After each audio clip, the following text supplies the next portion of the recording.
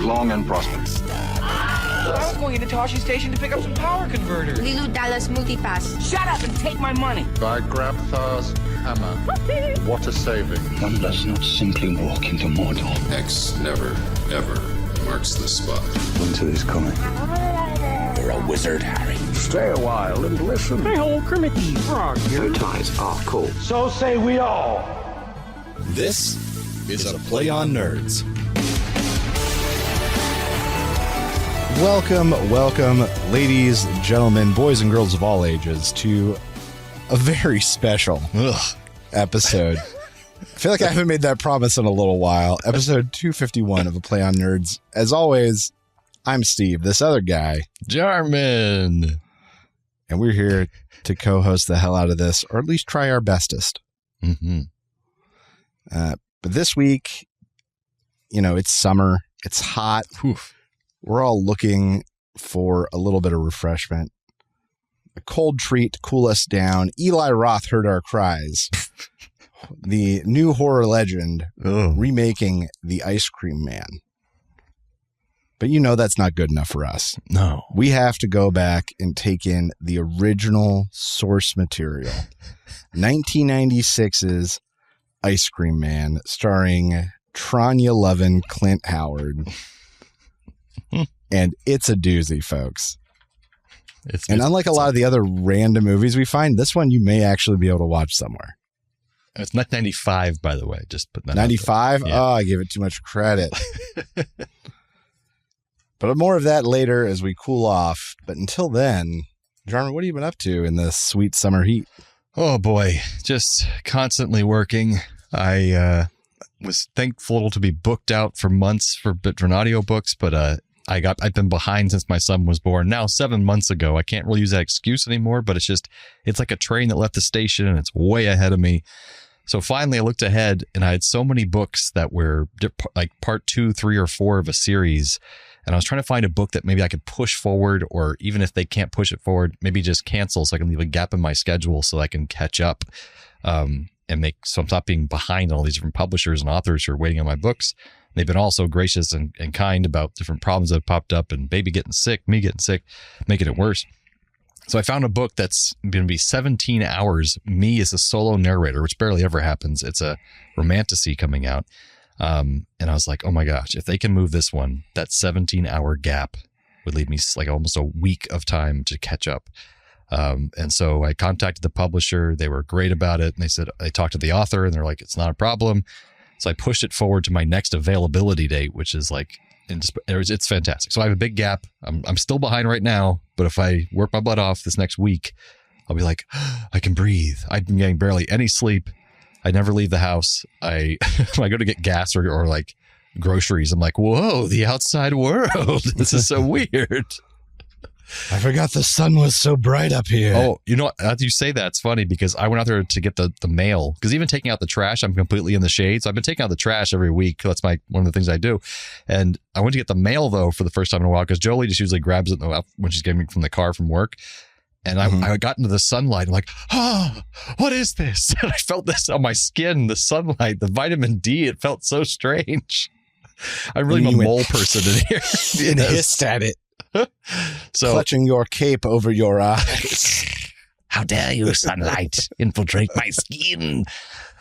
Yeah. So then the only other thing of note that happened, we got over kid having RSV, and he's been sick every weekend, somewhat like a cold or something from daycare, but he was having some wonderful poop problems here because he's getting into solid foods. And yeah, man. Yeah. A couple times he needed assisted poops where I helped him get some stuff out because it was just we didn't do that with Joyce for a while. Yeah, because the first couple ones he's eating a lot of the rice meal or we're doing oatmeal type stuff with milk. Mix it together and make like a paste kind of thing. And it was super hard at the front end. And then it was just blocking out the soft stuff at the end. So I had to help him get the hard stuff out. And then the soft serve ice cream just came out all over the place. So what we did was we started him on pureed prunes. And so that was recommended as far as like helping him get that stuff out and clear. And oh my God, he did one thing of prunes. He loved it. He ate the whole jar. But then that whole next 48 hours was like clearing his system out of everything that was still in there, like little tiny poops throughout the entire day that would just cover his diaper, but not like giant poops. Sorry for this disgusting conversation. You're about to watch the movie about ice cream. I remember this shit. Literal shit, yeah. Literally, I remember this shit. So he's cleaned out now. He's doing much better. His poops are normal. And everyone wants to hear about poops, but that's what happens with the new kid. So that's been my last week or so. Transition to real food is tough, but once he's on it, it'll free you. It'll free Jolie. Yeah, that's true. It's a lot different. It'll be a different Everything gets workflow. easy. So how things been with you? Less poop, I hope. Yeah, I mean a little bit poop. No. Let's see. This past weekend we went to Steel City Con. Nice. We had a big weekend this last weekend. Went to Steel City Con. Best celebrity sighting was what the hell's her name? Rebecca Romaine was there. Oh, very cool. Right. She sang autographs, and I look at her table. Where we do what we call the gawk walk, where we just sort of walk past where all the celebrities are. And there was a guy in a blue spandex onesie with his face painted blue and a like an Orphan Annie red wig on. Going as Clearly Mystique. supposed to be Mystique, and it was her husband, Jerry O'Connell. Are you serious? Yeah, he was there. He wasn't even there as a guest. Like, he wasn't on a panel or anything. That is so He was funny. just there in a blue onesie with his wife, Rebecca Romaine. And he could have been there as a guest making money, too. I'm surprised he wasn't. He could have. That's what I Wow. said. I was like, is that Jerry? That's him. Oh, my God. So Jerry's in really good shape. Like, Jerry O'Connor's in really good shape. Yeah, he's always been in pretty good shape, I think, ever since Sliders. Yeah, not back in his kid days when he was at Stand By Me? Not Stand By Me. Goonies, Yeah, right? and they make Stand By Me, reference yeah. to that in a Family Guy episode. Yeah. And we got in fantastic shape afterwards. No, seriously, look it up. He married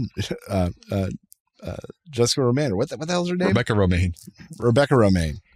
Ann and I were just talking about Marissa Tomei, and it keeps coming into my head and ruining everything. I just like that but then she after was that- Rebecca Romaine Stamos for so long, and then he stole her from That is true. John Stamos. Yeah. During our formative years, Yep. the Stamos was on there. Joyce had a kid birthday. Dilly and I came home and got ready. We cleaned. We had a game night with cousins. We played some Wormspan. Baby Nora was at our house. Who's Baby Nora? Tess and my cousin Tessa and Yeah. Dave's Okay, kid. it's their kiddo. And she turns 1 in a little over a month. Nice. End of this month. There Little we go. tiny thing, yeah. We're going to a first birthday party. It's very surreal. And the next day, we went to Kennywood, and we were supposed to meet neighbors. And this just reinforces my, just don't make plans with other people. This whole summer, she'd be like, I want to go to Kennywood. I want to arrange a day to go to Kennywood. And finally, we settled on a date. We settled 2 weeks ago, decided on this. She goes, when do you want to go? And we said, it's going to be hot. So we go at open so that we can leave during the hottest part of the day and still get a couple hours in. She's like, oh, that sounds great. And so we said, cool, we'll see you there. So we get there, we're there at open, we start riding rides, and we're like, have we heard from her? No. We've been there a half hour, and she's like, we're about to leave. And I went, So finally, an hour and 45 minutes into what was going to be a 2 to 2.5 hour kind of thing, they show up.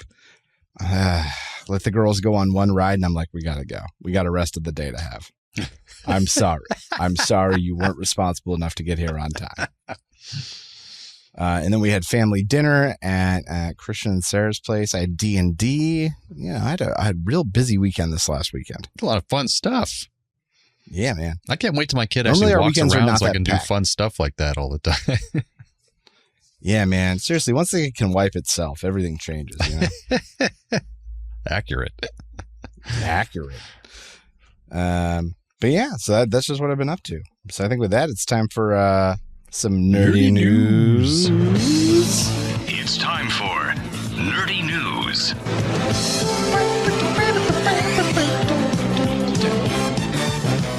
All right, so I figured I'd do something themed for the episode. We're doing an ice cream news roundup for our ice cream themed episode. Whether it's ice cream poop, ice cream man movie, or ice cream news. So It's funny thing is, I actually had my browser open to a incognito browser, not for any inconspicuous reason or weird reasons, but because I was actually trying to fix a problem with my Adobe, which wasn't working. And one of the things that was recommended is that I clear my cache because it wasn't converting from web. It was all this thing. So anyways, I did my search from there of ice cream news, and so it doesn't know my location because it's incognito, and it still found news from Orlando, Florida for 2 of these stories because apparently we're an ice cream capital here in Orlando. It knows. So in local news here, the Museum of Ice Cream is opening a new location right here in Orlando, Florida, right across from the Orange County Convention Center. It's going to be 18,000 square feet, 2 stories, and it's the 8th location in the world so far. I didn't know these places existed. It's kind of like Legoland or what's the other one? But for ice cream? So there's other locations in New York, Miami, Chicago, Boston, and Singapore, with Las Vegas and Los Angeles coming soon. Inside, there's activities, play places, a big sprinkle pool. It's a giant pool of just like, fake sprinkles you can jump into. There's cafes. And of course, with your ticket, unlimited ice cream when you're in there. Okay. So next time you're in Orlando, you got to take the kids to this place. It's going to probably be open by then. But yeah, just for ice cream. And there's like history of ice cream there, I think, too, probably. It's just amazing that there's that many locations. That's what surprises me most. Well, there's a lot of money to be made in ice cream, man. Just saying. I guess, but there's not like there's not like 8 different national history museums of America. Well, because they're not themed towards kids, where you can merchandising and you can sell stuff. I guess, yeah. It's just one of those things that feels weird. It's like the Crayola museum, or not museum, but Crayola experience here in Florida. We went there with my sister's kids, and there's a little bit of a museum aspect to it as well, because it gives you a history of Crayola, but also mainly it's about the activities and stuff you can buy and things that kids can make while they're there. It's like an activity science museum kind of feel to it, Also, next news, Nestle, the giant conglomerate for food and drink, has announced that they're getting rid of their ice cream business entirely. They're selling off the side of the company that makes things like Haagen-Dazs and Drumsticks, which are very popular in ice cream trucks around the world. Oh, yeah. They also have that nice chocolate chunk at the bottom of the cone, which I love. They'll focus instead on their snacks and pet food lines. So they're getting rid of their ice cream section. And here's a second story out of Orlando, which I thought was hilarious. The Orange County Sheriff's Office, my sheriff's office, has gotten scrutiny over its decision this past May of they took $92,000 of money that they had seized from drug sting operations over the years to buy an ice cream truck and give out free ice cream to kids in the community, which I think sounds amazing. But they were like getting complaints saying it's a waste of money. I'm like, they're not buying tanks and tactical gear. I think it's a better thing than doing that, So. Look, for me, it's like, okay, that's absolutely fair. Are the police manning it? Because that I could get behind. That'd be kind of cool. Yeah, you'd be in your community making friends. People would trust you more. Be in your community. You would have cops at places that have children. Yeah. Like that I could get behind. Like take it into the rough communities with people who don't have a lot of money. The kids can get free ice cream. You're getting goodwill with that community. Yeah, maybe change kids' perception of cops in those neighborhoods. So that could be a very or smart, at least alter, not change, but yeah, a good purchase, I think, and if they use it correctly, like you said, and especially if cops man it, that would be really smart. And to cap things off here, I thought I'd get the rated 10 best ice cream shops in the world according to the Financial Times. So. Okay. We have Nardini's. This is in Ayrshire, Scotland, which is just out like the opposite side of Glasgow. And is this 1 or 10, or is there no order here? There's no order here. Yeah, they're just the top 10. Okay, got it. Okay. So Nardini's in Scotland, Sugar Hill Creamery, which is in Harlem in New York City. Okay. Gelateria della Passera in Florence, Italy. Fuck Italy. All right. Morelli's Gelato in Broadstairs, Kent, England. Morelli's Gelato. Jones Ice Cream, which is a weird name for Berlin, Germany, to have an ice cream place named Jones Ice Cream. Two Islands Ice Cream, which is in Aberystwyth in North Wales. I did the wrong accent for that because it's in North Wales. Man, there not enough of these are in America. What are we doing? Well, here's one. The Ice Cream Bar, not a very creative name, but the Ice Cream Bar in San Francisco, California. So there you go. Okay. It's one of the top in the world.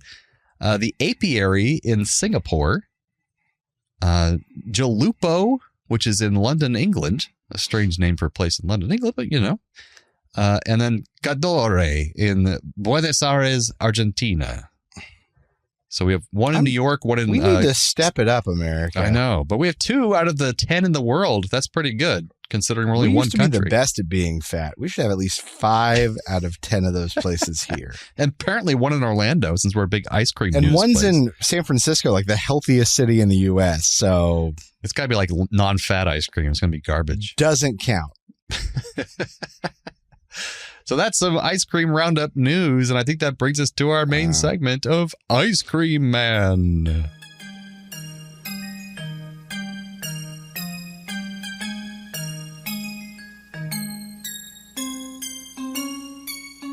Oh, boy. So I'm going to warn you right now. This summary was so long, and I couldn't figure out why. And it's because this movie has no through plot. So everything is like a disconnected nonsense scene. And so everything has to be explained. So my summary got really long. I'm looking at it now. I'm like, oh my God. Bear with us, folks. Because, oh my God. Okay, so we start out in an ideal suburb in like the 50s, maybe.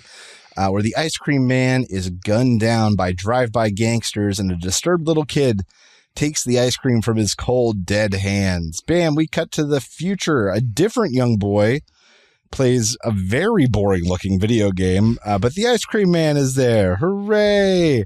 I wrote down, oh my God, the ADR is so bad. What is happening? There was literally a scene where like 3 characters had lines in a row and you just couldn't hear them.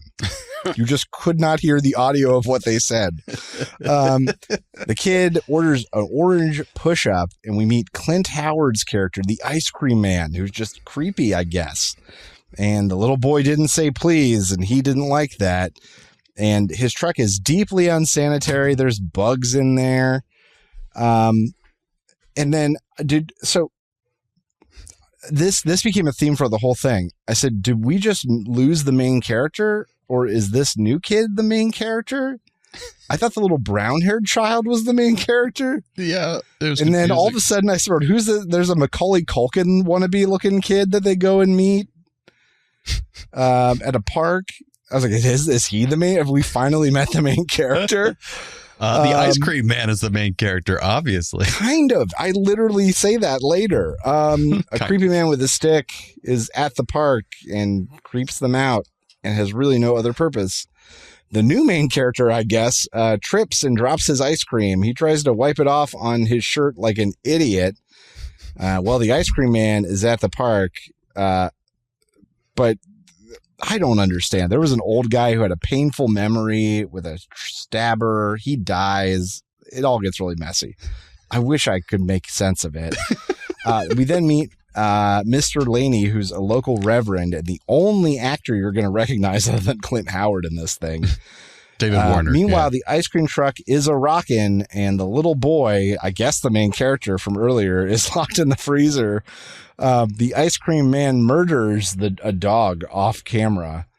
And then a nurse comes out being played by a 23-year-old woman pretending to be an old nurse and sees the ice cream man at the window. Apparently they're old friends, and he goes back to making ice cream. I'll put out there the old nurse is played by Jennifer Hussey. I think her name's Hussey, but she was the young Romeo and Juliet, y'all. From Romeo and Juliet from like the 70s. Yeah, man, the one we all grew up watching in high school. Yeah. So yeah, she's playing like an old woman apparently in this movie. Meanwhile, we get a scene of the ice cream man feeding the dead dog into a grinder. Suddenly we're at a different kid's house. Is this fine? Is this the main character? He's got an older brother who's a jerk, which is like a classic main character kind of thing. They receive a call. Oh no, Roger, the main character, didn't make it home. Oh, man. So now the jerk brother has to take the kid to a movie because his mom's worried about him. So we get like an ice cream man hallucination / dream of a nurse feeding him ice cream while a clown watches, and he gets injected in the head with something. It turns out the ice cream man pays the nurse, being played by a 23-year-old, in ice cream. Pays his rent with it. Mm-hmm. Once again, just a non sequitur, just kind of happens. We meet a kid's dad and maybe the main character, because they haven't decided yet. The kid's dad is a cheater. Oh, he's talking to some blonde bimbo. Then the ice cream man is questioned by guys who don't say they're cops, aren't dressed like they're cops, don't show them any of identification. Later on, they do have badges and costumes, but in that moment, there's no idea who these guys are. Yeah. They go to his ice cream truck. The boy's mother is in the background. She doesn't seem worried at all that her son is missing. She's just kind of okay. We cut to the blonde bombshell homewrecker. She shamelessly flirts with the ice cream man for some reason and wants him to deliver to her door. A gallon of ice cream. The children struggle to order ice cream once again. 3 hard packs. Is there just no flavors? Just 3 hard packs. Have you ever heard that term hard pack being used? Hard pack ice cream. Yeah. Like I've never heard that term being used. Okay. The next girl steps up, but she doesn't have a line of dialogue, so she just kind of stands in front of the camera like a dummy because they didn't cut early enough. Then back at the Laney house, the kid, maybe the main character's mom, is having some sort of psychological break that the father, who's a reverend, thinks is her talking to God.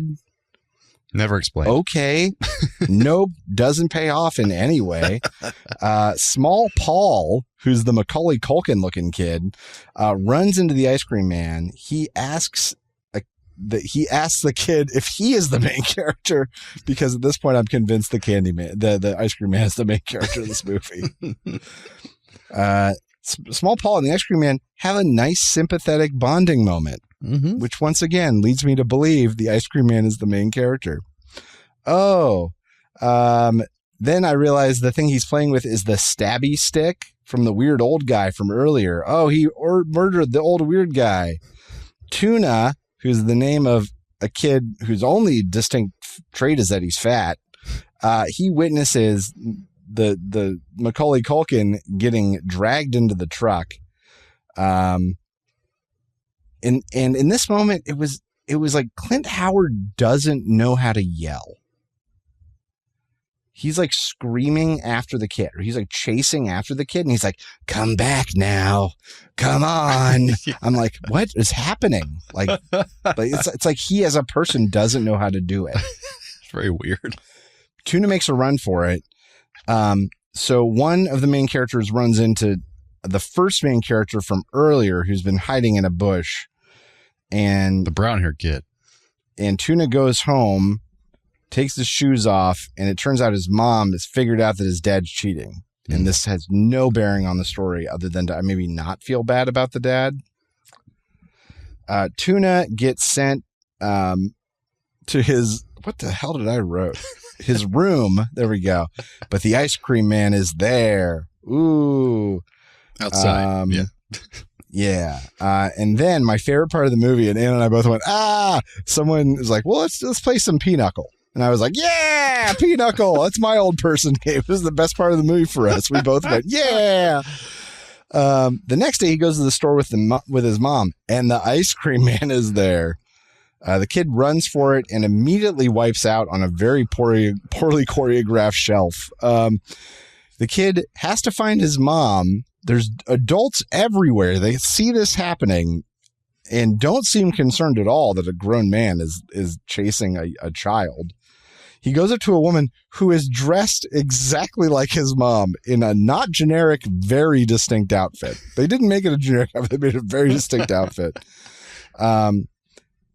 This goes on for forever, this chase scene. The kid rides out on a produce cart. Somehow that an adult pushing it doesn't notice a kid is on the bottom of. And instead of running, he hides in a meat locker. Well, the butcher finds him. Mom tries to comfort him. And Tuna is like, the ice cream man did it. Well, the police go and confront the ice cream man. They have a warrant. And they go into his shop and just start breaking shit. They're not really searching. Nope. They don't question him. Looking. They don't question him. They don't look in his truck. They just walk in and start knocking shit over with axes. Why do these police go into an investigation with axes?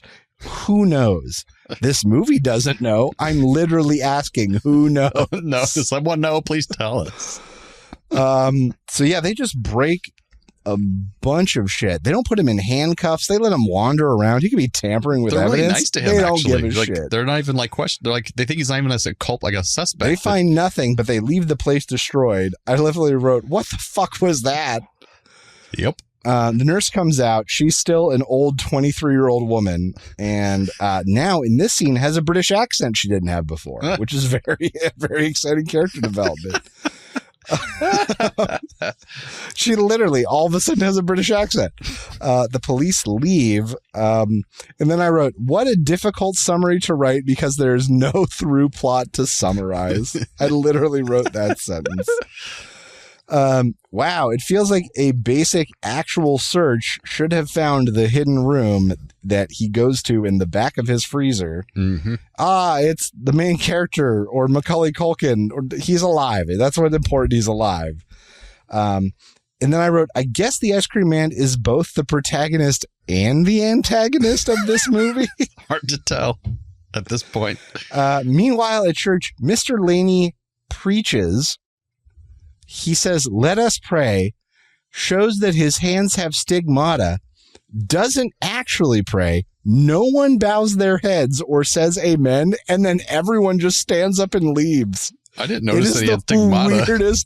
Weirdest scene. Yeah, he puts his hands out. He's got red blood on both palms. Oh my God. He says, "Let us pray." No one does anything. And then without a word, everyone just gets up and goes. I was like, what is this scene? I didn't notice that. Oh my God. Afterwards, back at the main character's house, the Ice Cream Man shows up, which is like literally how they drive the rest of the plot of this movie. The Ice Cream Man shows up. The kids, the Rocketeers, because they have rockets and matching outfits, are going to go find their own evidence. They've got model rockets and conveniently matching berets that they somehow all hand, and they all ride Dayglow bikes. It's 11:45. All of a sudden we cut and they're like, "We've been out for 45 minutes. We should take a break." I was like, what the fuck just happened? What lazy bullshit. And then I wrote, is the girl the main character? She becomes very prominent in this part of the movie. The kids follow the truck. Literally, one of the kids like really struggles on the bike, like maybe didn't ride a bike before this movie, and the kids are driving off and one of them just veers off to the side real hard, like almost losing control of the bike. It's real good. I wrote, unsure which parts of movie are joke, all not funny. That's my next statement. The Ice Cream Man goes to a cemetery. He is carrying a bag that he cuts open, revealing like a weird ice cream cone display. He's honoring the Ice Cream King, who he's idolized all these years. We get another sympathetic moment with the Ice Cream Man, who I wrote, I think he might be the main character. The kids go to check out what he left. They look, and it's like the ice cream stuff he left. Not weird, but not scary. Yeah. They head back, and they're the Rocketeers because they ran around with rockets on their bikes. Is that why they have conveniently matching outfits? Like, it took me so long to figure this out. I dedicated way too much mental space to this. Heather, the girl who might be the main character, goes in the truck to get photos. And I wrote, how did the cops not search the truck? Also, the kid launches a rocket at the cops as they approach. They're like, the Ice Cream Man got Heather. And the cops are like, well, we're going to go to her house where she has just crawled into bed. Her father, the preacher, is none the wiser. And he's like, she's sleeping like a baby. And the cops are like, you're full of shit, kids, even though you're telling us something strange happened with the number one suspect in a murder and disappearance of a child. But we're not going to go look. Nope. Instead, we're going to go to an unrelated mental asylum for the last chapter of the film. Man, this movie, I can't get over how bad this thing was. She goes to develop the pictures, and we get the best acting in the entire movie comes from this tall, weird, skinny guy who works at the photo development place. Yeah, he was great. And was an extra in the Addams Family movie. Oh, wow. That's the only thing I recognize him from is he was like a creepy Addams character. The ice cream man is being staked out. He gives cones to the waiting cops. We catch up with the cheating husband, and he gets waffle ironed to death. Oh, yeah. Suddenly, the movie is in black and white intermittently for the rest of the film. Apparently, this is not And I don't normal, know- and this is just the Amazon Prime release. I did some research into this because there's plenty of photos and clips from those scenes that were in black and white that were in color. So I couldn't find why the Amazon Prime version does this. It's very strange. Yeah, he gives the man's head to the blonde bimbo and then immediately murders her. The kids develop the pictures, and the movie turns into black and white again. The ice cream man and tall Paul, Macaulay Culkin-looking kid, make a cold, sweet treat out of dissolved human bodies, but somehow the ice cream man can handle it, and it doesn't burn his hands, I guess. The cops visit the mental facility they found out held the ice cream man, and where Nurse Wharton used to bring him ice cream. The 23-year-old old nurse. But it turns out the patients took over the asylum. The cops are mildly inconvenienced and menaced by mental asylum patients. They slowly walk out. They split up at one point for seemingly no reason at all. Yeah. The kids get their jerk brother, who at one moment earlier was mentioned that he wants to be a cop. He has a gun. He goes in. Off camera, the ice cream man kills him, stabs the girlfriend, and makes a pun. The ice cream man then plays with two human heads like puppets for approximately 2 minutes of film. It goes on and on and on. I'm pretty sure they spent so much money on these heads that some producer was like, we have to have them on camera. The ice cream man just sort of generally terrorizes the children for 4 to 7 minutes with no real escalating danger. The cops decide, well, we're going in, warrant or not. Tuna gets out of the freezer. The cops corner him. Tuna, who was in the freezer. I didn't even mention that before this point. It made so little difference. Oh, yeah. He was in the freezer in the truck. He escapes the freezer. The ice cream man discovers he's escaped the freezer, and then he uses them as a human shield as the cops try to corner him. The ice cream man climbs through the roof of the truck, and then with two big ice cream scoots knocks out both cops. Tuna escapes, but instead of running away, he runs into the ice cream man's shop nearby. Any other place would have been better. Nurse Wharton is maybe in on it. She's crazy herself, it seems. But Tall Paul confuses the ice cream man with a flashlight and a photograph. That was what I wrote down, and I don't know how to explain it better. It was the photograph of the ice cream king. The ice cream king and a flashlight. And he's like, follow me. And somehow that does it. He lures the ice cream man in to the big spinning blade machine, which he gets pushed into, electrocuted maybe, and then it also catches on fire. A lot of things happened in a very short amount of time. Yeah. And then it ends with this zinger. Who's the Pied Piper now, ice cream dick?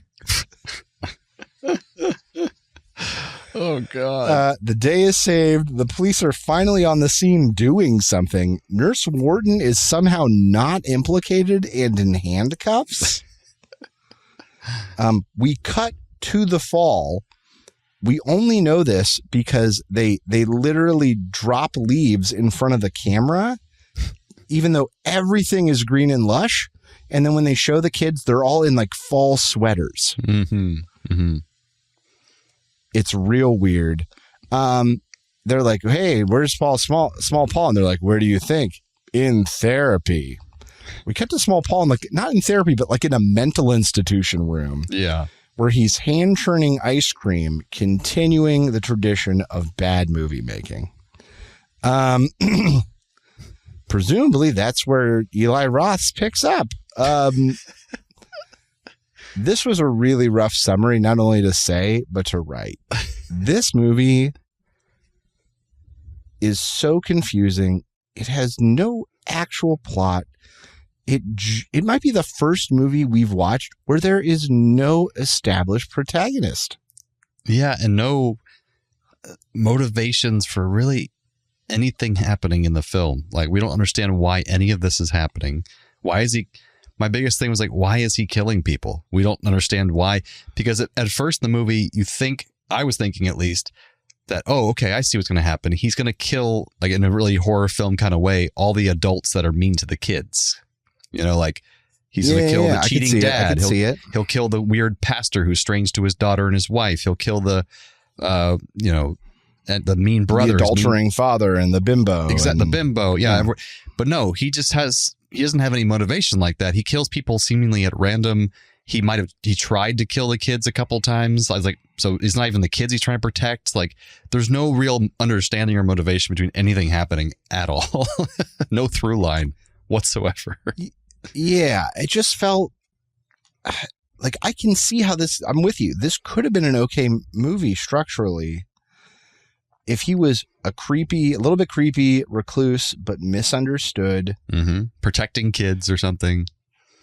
Protecting kids. And then something happens that makes him snap. So maybe the old guy with the pick finally pushes him over the edge. Mm-hmm. And he kills that guy. The kid sees him, and so he's got to kidnap Macaulay Culkin. But not hurt him, just kidnap him and become friends with him. Right. So then we still get that storyline of like the sympathetic kid, the Munchausen syndrome or whatever or it is. Stockholm syndrome, yeah. Stockholm syndrome.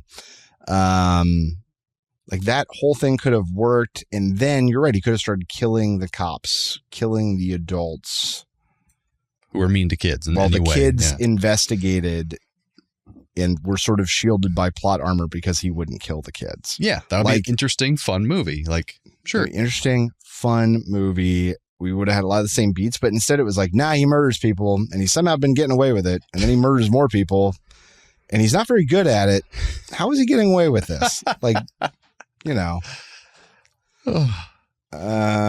I was aware that this movie existed mostly because I saw the VHS cover as a kid, like in Blockbusters and video rental stores. I did not. I was not aware.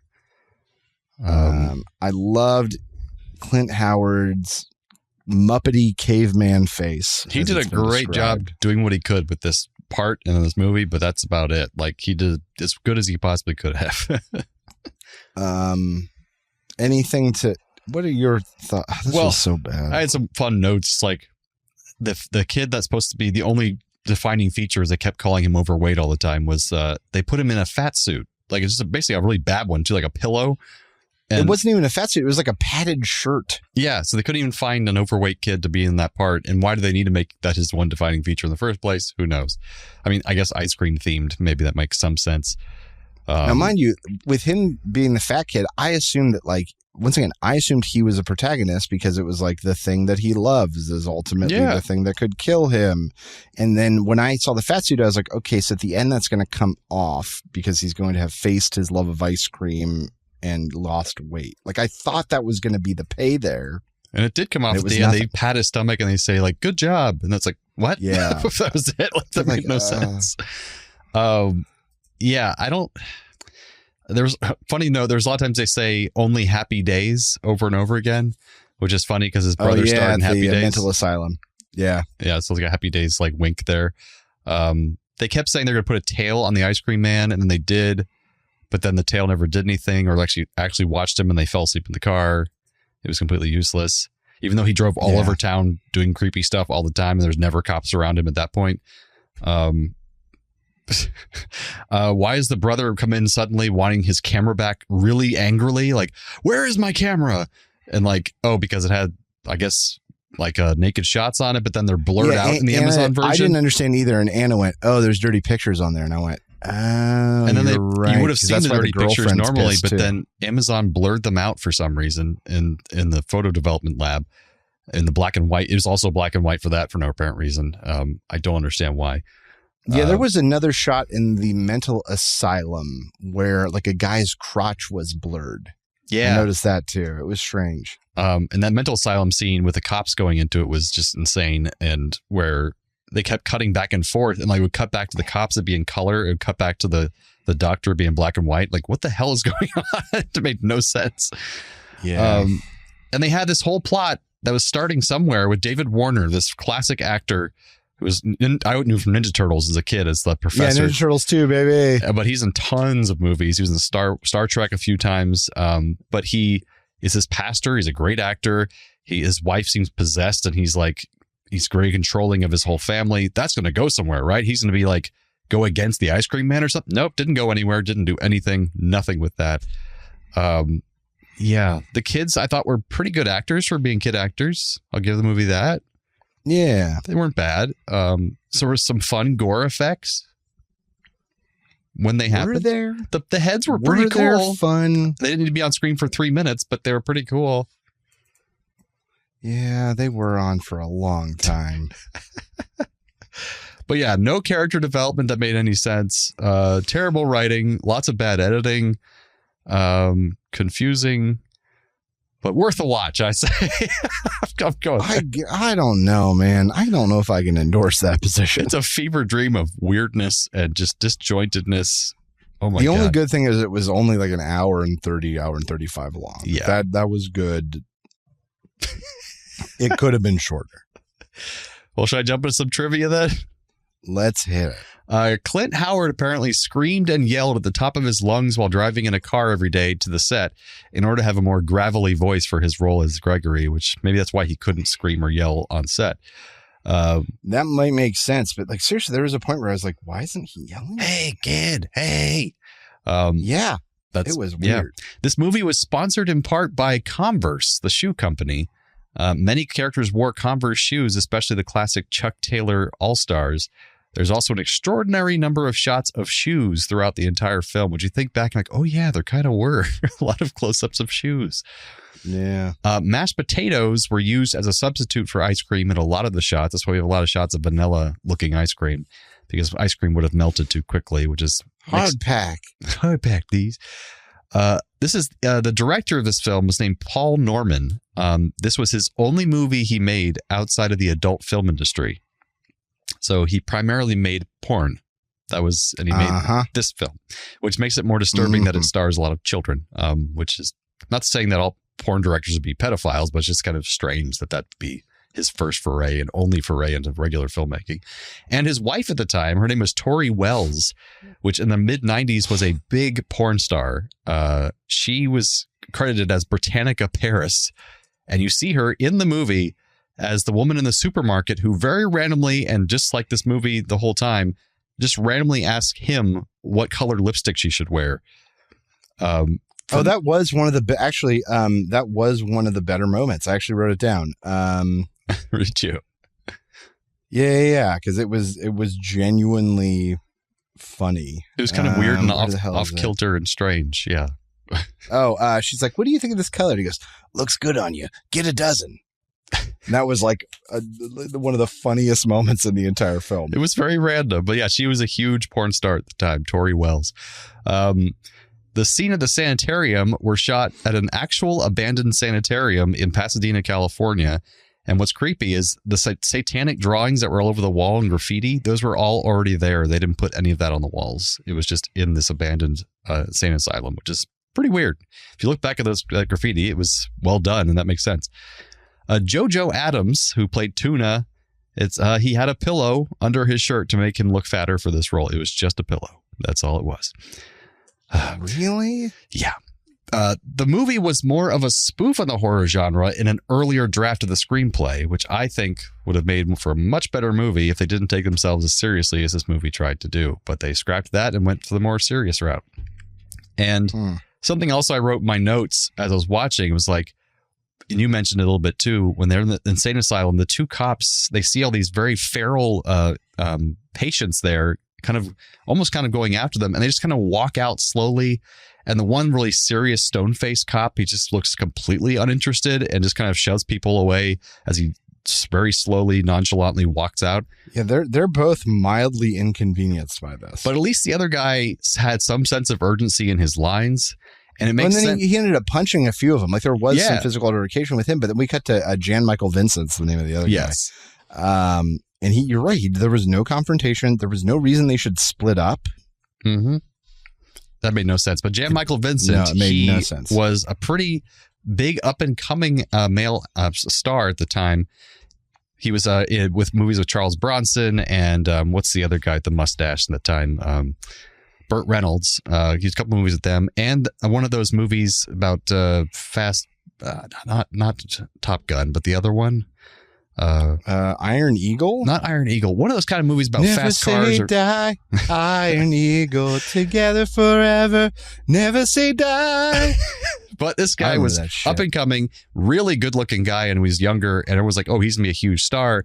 But then he got into drugs and alcohol, and this was towards the end of his career when he was having trouble finding work.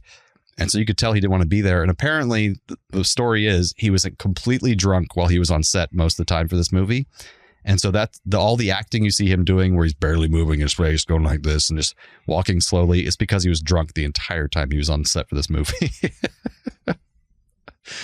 Which makes all the sense in the world. Right. So Steve, you have a bit for us, I hear. Oh, man. This has been one of my favorite things we've been doing. So I'm going to call it one scoop, two scoop. I've got some unique and difficult ice cream flavors from around the world. Mm-hmm. And I'm going to make you rank them without knowing what they all are. Oh, God. So a force rank of some of the strangest ice cream flavors. There are 8. Mm-hmm. So you're going to be running 1 through 8 on this, okay? Okay. 1 through 8. All right, ready? All right. Parmesan ice cream from Italy. It's a savory gelato.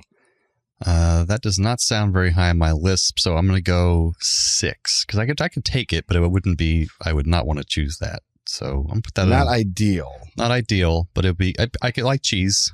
I'd figure it out. All right. Damn it, typing, Steve. And I know for a fact that can't be the worst of what's coming up. You don't know. All right. Blue cheese ice cream. Found in France and Italy. I actually really like blue cheese, and I bet they could do something interesting with that. I'm going to put that on 4. Wow, okay. Yeah. Okay. All right. Squid ink ice cream from Japan. I'm not a fan of squid ink, but I could do. I won't hate it, so I'll put that at a 5. Okay, just under blue cheese. All right. Well, we're clearly leaving the top spots in the bottom spots, yes. So this could get real dicey real quick, and I am here for it. Oh, God. All right. Also from Japan, wasabi ice cream. I like wasabi. So what do I have 4 open? You got 1, 2, 3, 7, 8. I'll go with 3. I like spicy. I like wasabi. I'm going 3. Okay. Whoa. Wasabi ice cream. Okay. It's not copying and pasting right. All right. Horse meat ice cream from Japan. Okay, I know it's not real horse meat because most countries... Vanilla ice cream containing tiny pieces of raw horse meat. It's inspired by a dish called basashi, which is a traditional Japanese delicacy. That I didn't know you were going to tell me what was actually in them. Okay. It's called horse meat ice cream. I thought that was just be a play on words or something. No, I'm putting that down. None of these have been play on words so far. 7. It's going down 7 because I don't know what the hell 8's going to be. Horse meat. Okay. All right. Corn ice cream, popular in Mexico. Oh, that sounds good. I put that at the 2. 2? Yeah. I'd eat that. I like corn. All right. There are only 2 left. Oh, boy. 1 and 8. Oh, boy. Okay. So I'm not showing favoritism. I want you to pick number 1 or number 2. What do you mean? And that's the one I'll do first. Oh, I see what you're saying. Just because it could be bad or good. Right. Do 2. 2? Crocodile egg ice cream from the Philippines. I'll put that at 8. No thanks. All right, so final, and this is your number one. Made famous in Gilroy, California, home of the Garlic Festival. Garlic ice cream is your number one. I could probably do okay with. I love garlic. All right, so your forced rank order, top to bottom: garlic ice cream, corn ice cream, wasabi, blue cheese, squid ink, Parmesan, horse meat, and crocodile egg. That sounds pretty close to how I'd want that to end up. That feels about right. That's better than I've done. I think I've learned my lesson. I'm a little more careful and introspective on these now. I don't know. If I'd given you that garlic one before crocodile, do you think that would have been at the top? I think I would have put it at the top because I would be too afraid of what was coming next, and I know whatever's coming next. That's absolutely fair. And I could handle garlic ice cream. I wouldn't love it, but I could handle it. I could handle it. I think I probably would have only changed having corn at the top now because corn seems the most like pleasant. Yeah, and corn sounds. I'm with you. That sounds good because corn can be sweet and like it kind of works. Yeah, I'm here for it. Me too, man. Good job, Mexico. All right. Well, I think that takes us to some radical recommends. If you have the means, I highly recommend picking one up. What do you recommend I do? I recommend Pleasant. All right, I was trying to think of something to recommend because I've been so homebound and not doing much different in the last week or so. But I was like, wait, did I ever recommend this before? And I searched our notes and I didn't find it. But the show Silo. Have I recommended that before in this show? I don't think so. So it's an Apple TV show. It's very remnant why Jolie likes it so much too, because it's like Fallout. It's like Fallout shelters.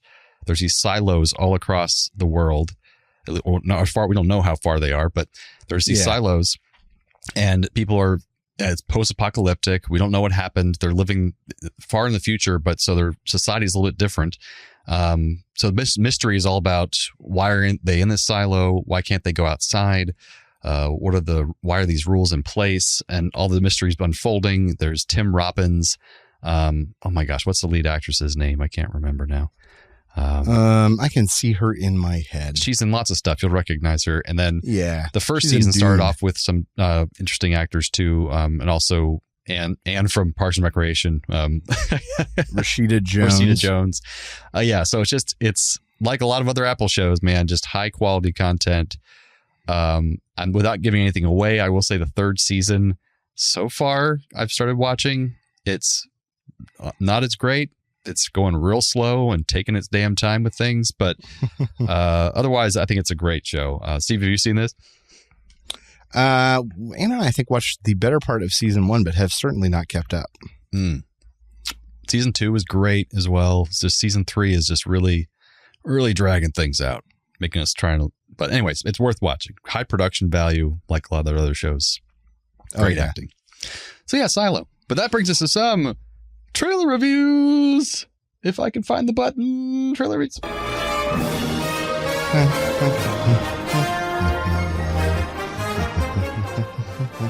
Well, this week I chose a movie that I'm not sure what to think about, so I'm interested to hear your take on it. And that is the new Tom Cruise eccentric comedy, maybe, Digger. With Tom Cruise in heavy old age makeup playing an oil tycoon, maybe like Rupert Murdoch-y kind of character, who essentially one of his operations causes a catastrophic global event of some sort. The government turns to him for a solution, and he maybe only makes it worse while the world ends. Yeah, it's very chaotic and confusing and interesting and funny and strange. I don't know. It's a lot. This reminds me of Tropic Thunder so much, and admittedly, in a movie with a lot of very good things, I think Tom Cruise's character in Tropic Thunder was the best thing. It was amazing. Yeah. So if this is like an extension or an evolution of that in some way, I'm kind of here for it. I'm upset though that our old age makeup hasn't come far enough to make it look not so fake. Like I'm looking at this screenshot here that has for the trailer, like for the thumbnail image. And it's like, maybe it's because we know what Tom Cruise looks like and it just looks so unlike him. It looks so fake. I'm like, it almost would have been better if they just added some subtle wrinkles and added gray to his hair and just kind of left it at that.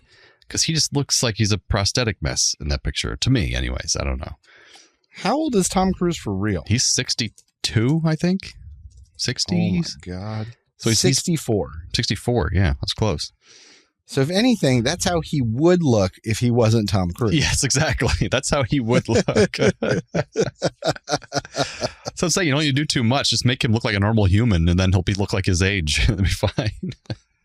I don't know. Maybe the idea is that if they don't make him look different enough, that he won't be able to dissociate from the fact that it's Tom Cruise. That's a fair point. Yeah, that's a fair point. And not say but like, when was the last time he frontmanned a comedy? Wow, not since the 80s, probably. Risky business. So like, that might be the reason. He's doing it for branding, obviously. I mean, it might, because he's been trying to rebrand since the 2000s. Well, he can't keep sprinting and jumping off buildings in movies forever. He's 64 years old. I know you're good at a lot of stuff. Just stop jumping off things, Tom. He's got that Scientology Thetans energy inside of him, so he's got to do something with it. That's just called being a millionaire. That's just all that is. So this looks interesting. You got John Goodman in there. Yeah. In some sort of secondary role, a bunch of good, funny supporting cast members sprinkled throughout. I probably won't go see this in theaters, but I would be happy to watch this once it comes on streaming. I love the gimmick of the really old cat. I just can't. That's going to pay off in some really good way that I'm excited to see. It looks chaotic and crazy and interesting, so I'm there for that too. I'm going to give this 2 Raul Julias. 3 might have been a little too much. 2 Raul Julias, one who has millions of dollars and the other one who is just regular age Raul Julia. If he didn't have millions of dollars, and they're doing that thing where they're like mirroring each other. How psychological. At the wonders of age. Yeah, that's it. 2 Raul Julias doing that. I'm giving this 1 Gary Busey just playing this role because I think he could just do what I see in this trailer. This is basically just Gary Busey being nuts and crazy and just being nutty. You can't remember his lines though. If he just makes it up and it works for this character. That's right. It's a very strange trailer. But yeah, so I'm looking forward to it. Yeah. But that brings us to the end of episode 251 of A Play on Nerds. Please join us next time. Well, we'll be discussing a movie that we've been reviewing recently in the trailers part of our discussions called Coyote vs. Acme. A cartoon world brought together with the real world and also a courtroom drama. So, of course, because we're talking about courtroom dramas, we're going to watch the classic from the 90s, Jury Duty with Pauly Shore. Ow, ow, ow! Oh, real excited for a Pauly Shore vehicle. And we get to all learn a civics lesson. Yes, which is also exciting. Very important. Come on back for that and be our nerdy audience. We'll keep on coming back to be your nerdy co-hosts. Thanks again, Internet. Stay nerdy, my friends.